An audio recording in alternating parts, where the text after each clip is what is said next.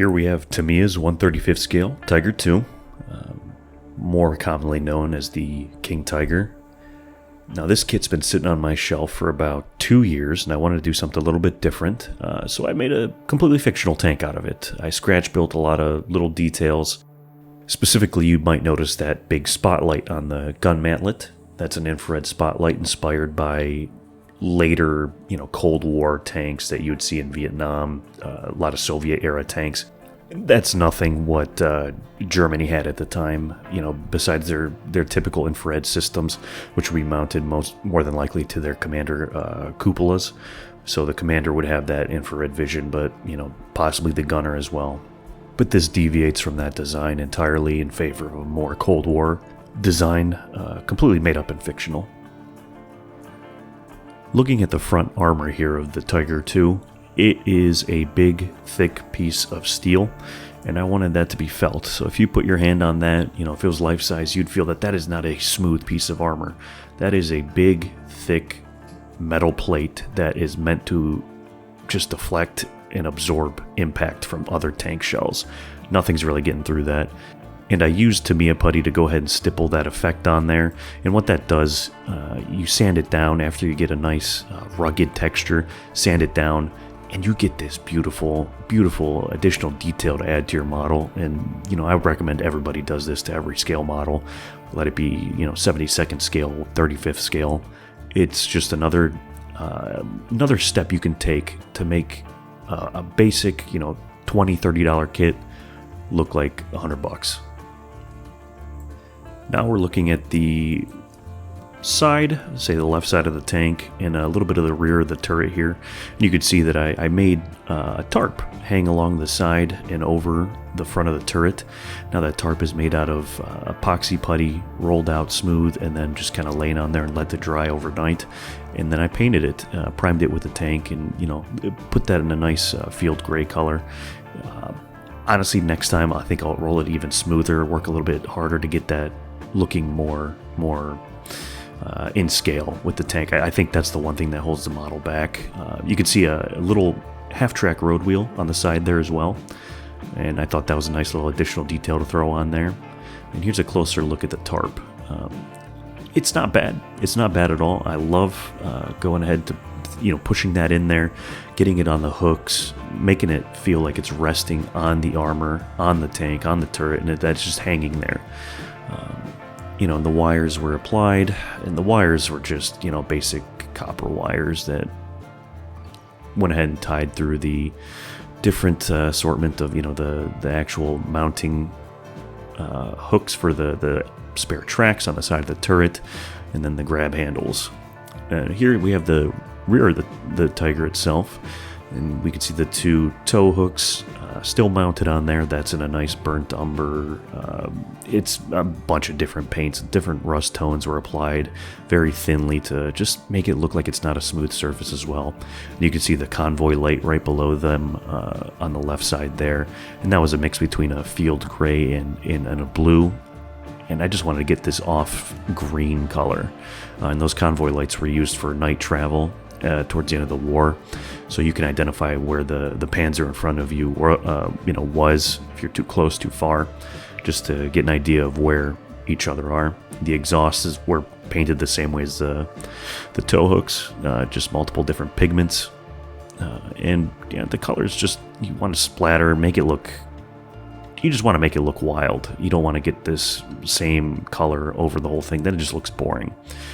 Now we're looking at the side of the turret, and this is just a center-mounted Zimmerit. I mean, there's really no other way to explain it. I just threw it on there. I had some extra putty when I was making the tarp, and I actually applied this to the side of the turret, and I thought it would be a nice detail.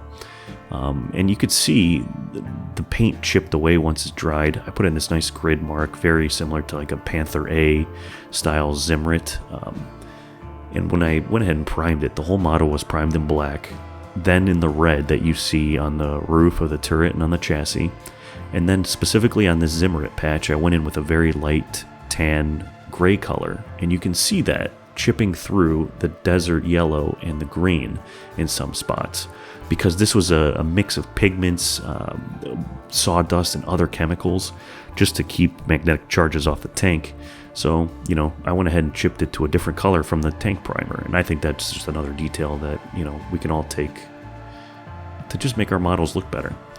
Now here we have the big focus. It's the big spotlight on the mantlet. Now this thing was scratch built. I cut a fuel drum into a third, and then I had this spare part from another night site. I think this is for the Uhu, Eagle Owl night vision mount for the Hanomag 251s. Now what this does is it reflects infrared light back, so you'll be able to designate a target in the darkness. Completely Cold War, like I mentioned. It's just a nice detail. Had it mounted, ran some wires through the gun sights, and I just wanted it to look something special. Here we can get a close-up of the roof of the actual turret. Now, it's red. It's red oxide. Now, the red oxide was the pretty much the primer color. A lot of the tanks were coming out of the factory at the end of the war with the red primer with the desert yellow on top. Now, at this point in the war, the tanks were coming out without even the desert yellow, or at least the desert yellow in just the sides, and they didn't have enough to cover the tops. It's a beautiful color. Honestly, it's one of my favorites to use when modeling. So any chance I get, I will use red oxide on my German tanks as a chipping color, or even as its primary color. And you can see the weld seams, the spare tracks, and then I chipped that down to a softer tone of steel, and then I went along the edges. Specifically, you can see on the cupola and on the spare tracks, I do have several spots that are more shiny using graphite and dark steel pigments just to give it that extra shine of raw steel. Now looking at the more details here on the front hull, I don't like heavy mud effects on my tanks. I don't like the details getting covered, but I will apply some sort of texture. And I've been using Wilder's earth pigments, and these are fantastic. They're acrylic pigments. Uncle Night Shift is using them like crazy, and I just wanted to pick some up and try them, and I was not disappointed. The texture is fantastic, and I actually might start doing a little bit more heavier details when it comes to mud built up on the tank. I just pretty much took it, thinned it using water, and then flicked it with a brush just to give it that splattered mud look. And this was applied to the sides. You can see on the side skirts here and on the road wheels. I did not want a super heavily caked up road wheel because I do love the red oxide showing through on the road wheels.